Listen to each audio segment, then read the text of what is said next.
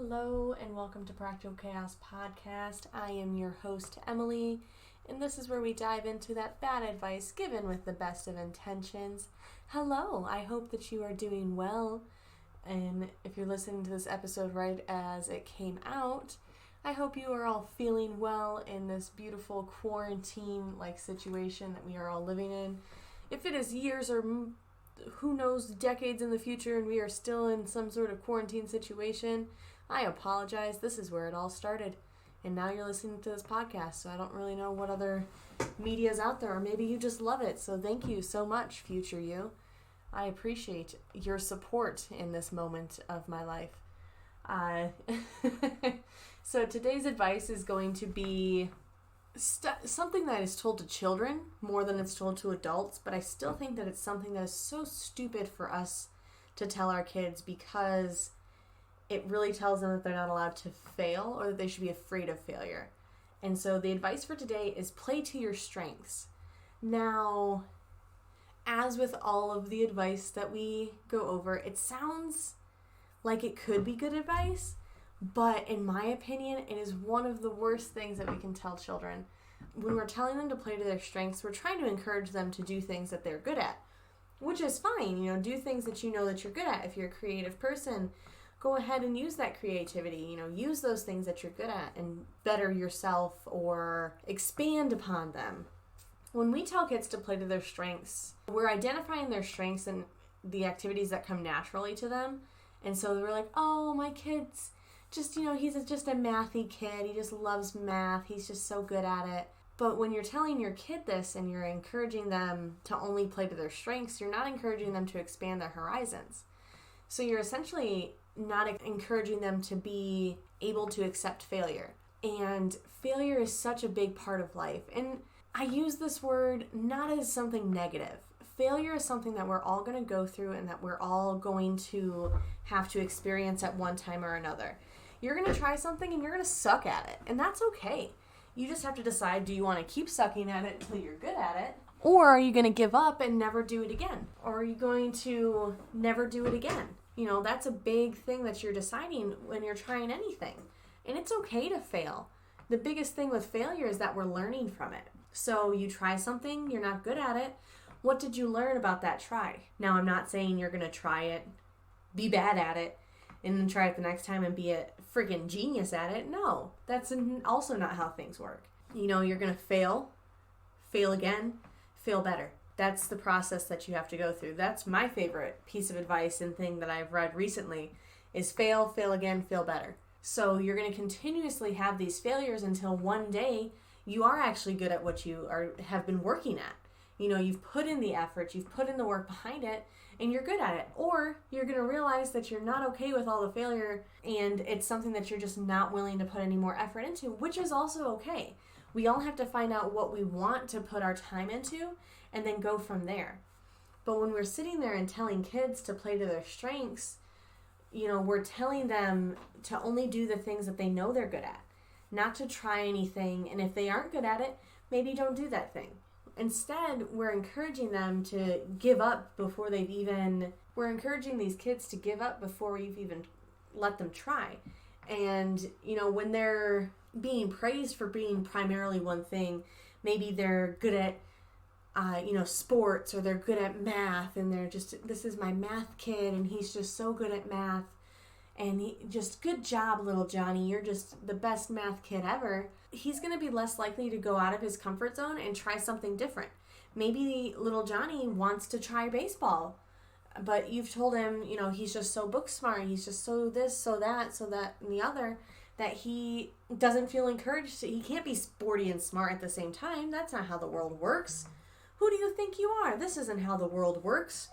And so instead of trying all of that, he's going to stay in his comfort zone. But by staying in his comfort zone, that can actually lead to them becoming more anxious and depressed when they do have to face a challenge. Now, that challenge might not present itself until much later in life. The challenge doesn't necessarily present itself, first thing into high school, they get a challenge and they're like, oh my gosh, I don't know how to face this. But they still have the support of their family.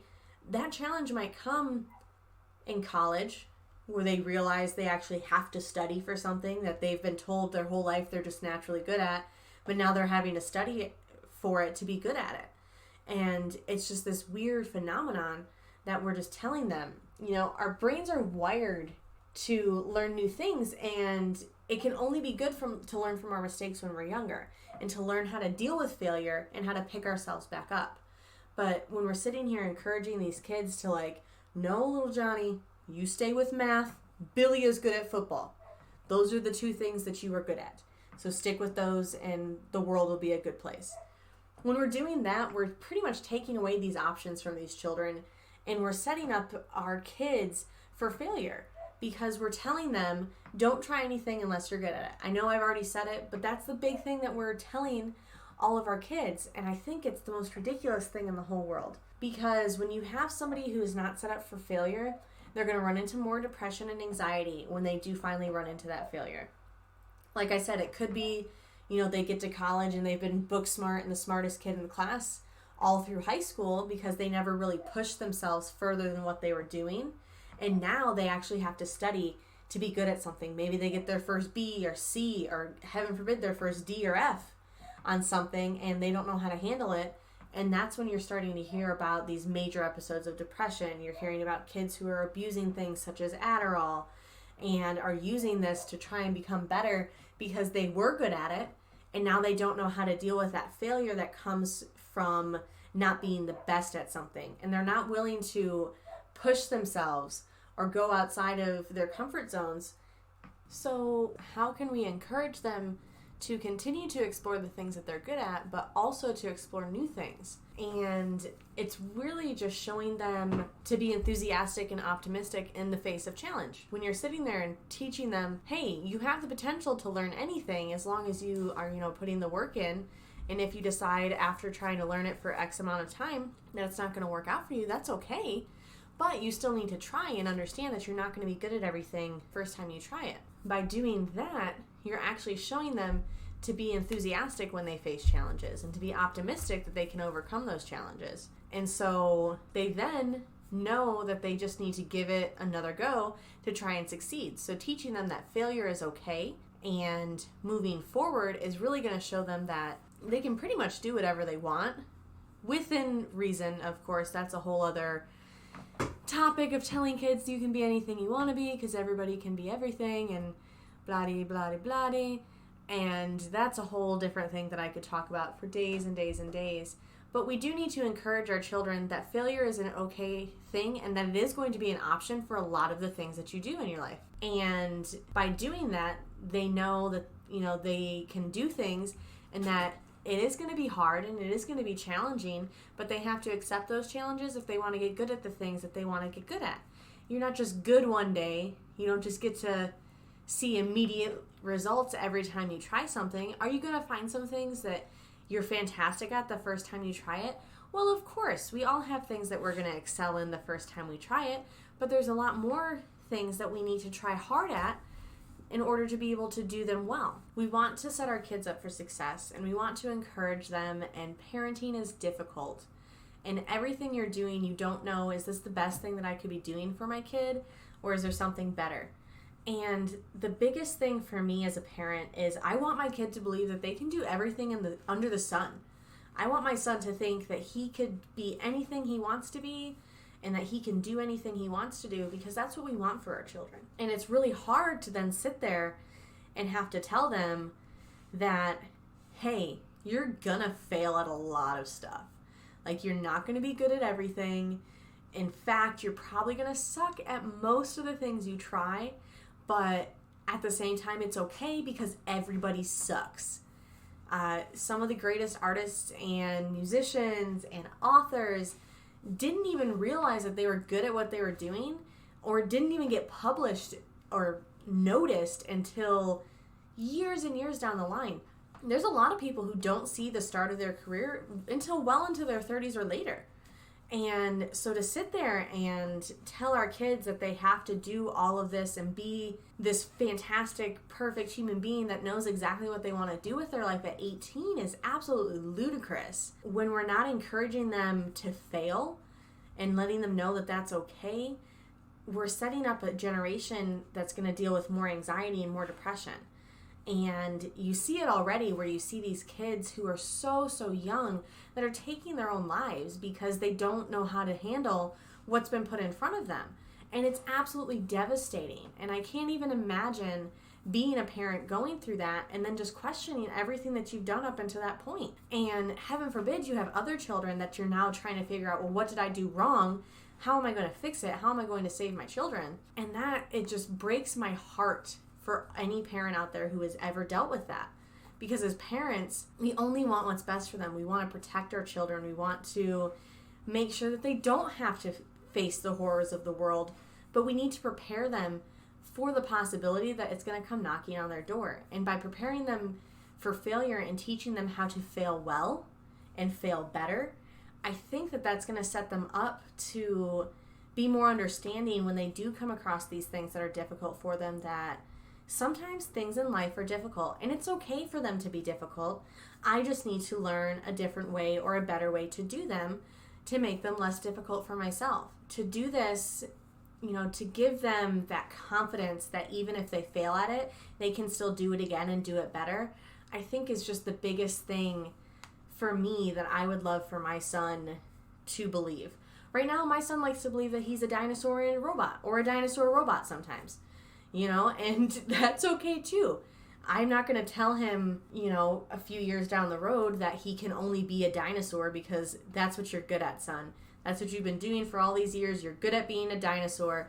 That's all you can be. You can't be anything else. If my son tells me he wants to be a damn ballerina, I'm going to be like, okay, well, let's get some ballet classes. It's not going to be easy. You're probably not going to be the best at it, but it's okay, because we're going to go to the classes. We're going to learn what to do, and it's difficult, and things worth having take hard work. Relationships take hard work. Your jobs are taking hard work. Getting where you want to be in life takes hard work, and you don't get there in one step or overnight. It's all a process of, how am I getting here? What did I have to do to get here? And then you appreciate where you are a little bit more. You appreciate a skill that you have when you've worked really hard to perfect that skill. Now you appreciate the praise that comes along with, oh my gosh, this is a fantastic painting. Thank you so much. I should show you the other 800 that I have that you told me sucked, because this one is what I was going for. Does that mean you're going to succeed and automatically be perfect at it? No. And we need to prepare our children for that too, is you're not always going to be the best at it, and you're not always going to do perfect at it. And that's okay. One success, just like one failure, doesn't mean that it's not a make or break. If you fail, that doesn't mean you're a failure forever. And if you have one success, it doesn't mean that you're always going to be successful.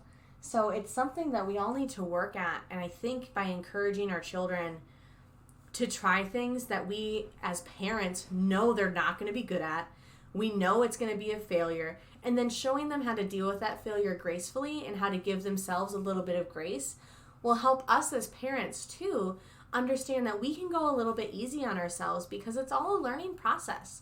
We're all just trying to get better at it, and it's okay that we're not all perfect at it to begin with. Sometimes these things take a lot of work and they take a lot of time, but that end product, when you do finally get it right, you appreciate it so much more when you can look back and say, look how many times I did this wrong, and now it is so right and it's so perfect, and I absolutely love every second of it. I couldn't, throw the football nearly as far at the beginning of the year, but I've been practicing every week on how to do this, and now I can throw it. I don't know football, so I can't tell you how far is a good throw. But, now I can actually throw it the way it needs to. I can throw that perfect spiral. I can do this. I can do that because I've worked at it. And they appreciate that so much more than, okay, well, I'm only good at math, and that's the only thing I do. Is it rewarding to be good at something immediately? Of course. We all love to be great at something as soon as we try it. But think back to some of your most rewarding moments. And it's those moments that you've had to work really hard for that you really kind of stand out in your life, where you're like, oh my gosh, I can't believe I did that. Like, you're in awe of yourself. And I want my son and everyone's children to be children to be able to be in awe of themselves when they look at themselves in the mirror. I want them to know that the struggle is real and it's okay. The struggle is so okay because you're going to face much harder things when it comes to life. You know, you're going to face heartache. You're going to face, being told you're not good enough at something you thought you were really great at. You know, you're going to get constructive criticism. And being a manager, I run into people who can't take constructive criticism because they've never been criticized on anything in their life before. And the thing with criticism and, any sort of negative thing told to somebody is the ability to take it and either grow from it or understand what criticism is not going to help you and throw it out the window. And so teaching our kids this and teaching our kids failure is really important. And I think if we could all just, like I said, fail again, fail better. Those are the things that we need to do and be teaching our children so that they can grow up and be strong, tough, awesome people. And I think that would be a fantastic thing. So yay, that's all I have today. So thank you so much for tuning in. I really appreciate your support as always. If you are binge listening to this, thank you so much. Once again, I hope all of you are staying safe in this crazy quarantine that is happening, and that if you do have children, you're not going too crazy if their schools are closed. I will be posting over the next week some fun ideas for stuff to do at home with your kids. Now, these are going to be from Pinterest, and I love Pinterest as much as the next mom, but we all know that those activities sometimes don't go the way that they're planned, and that is completely okay. So don't feel like if just because I post it that I have done it, because there's a 95% chance that I have not. 2, that I did it well, because I probably failed at it and yelled at my kid 3 times in the process of doing it. Or 3, that I think everyone should be doing activities with their children, because I know how hard it is just to be home with your kid all day. Especially if you're a stay-at-home mom, like, bless you. The rest of us are figuring it out as we go. But, let's just support each other as parents and try and stay safe and healthy. And also be on the lookout. April 1st is going to be the next interview. I will be posting a little bit more about that later this week, and you'll be able to hear a little sneak peek with my favorite massage therapist and get a little insight into how she runs her business and her family all at the same time. Now, as always, for this month, we are supporting a cause called Paws for Ability. It is to get Preston a service dog. Preston is a wonderful, beautiful little boy who is on the nonverbal side of the autism spectrum, and his family is trying really hard to get him a service dog to help him in his everyday life and give him some independence that he might not otherwise have. And service dogs are so expensive because they take a lot of training. You want to make sure that you have a service dog that's bred right, and especially service dogs trained for disabilities and things such as autism. It's actually a lot harder to get one of those. So this beautiful family is trying to raise $17,000, and anything that you could do would really help, even if it's just sharing their fundraiser. I know that they would greatly appreciate it. If you are in Texas or Oklahoma, they are doing a shoe drive until April, and what they're doing is you donate used or new shoes, and a company takes them and they either refurbish them or recycle them into shoes for third world countries, and they will actually pay per pound and give that money to Preston for his service dog. And so if you want to help out with that, please reach out to me directly and I will give you a list of pickup locations. I have posted them on my page, so you can also kind of cruise through there and find out. Or you can head straight over to Days with Preston, and they are more than happy to tell you how to get shoes to him so that they can package them all up and ship them where they need to go. So please head over. The link is down below in the show notes, so check that out. If you would, I would greatly appreciate it. It means a lot to me. And as always, you can find more from me on my website at practicalchaospodcast.com. I did just redo a couple of the pages and the layout, so I'm trying a few new things. And if you want to support me in other ways, I do have a Patreon where I release exclusive footage. I do release the videos for every episode that I record unedited, so you get some pretty good fun stuff. You get to see my dogs who hang out with me in the background and make lots of noise all the time. And you also get to see some other behind-the-scenes footage, as well as an extra bonus episode every month. This month will be the first month that I'm releasing that bonus episode. So definitely head over, check out those different tiers, and see which one you like. I will be sending out all of the goodies to my current patrons here in the next couple weeks. I'm just waiting on my sticker stamp so that I can get those all punched out so I can send those out to you. So thank you to my patron Grace as of right now. I really appreciate you supporting me. And as I get more patrons, I will be giving you shout outs on the podcast. So please head over there and check that out. The link is also listed below. And as always, I love you. Toodles.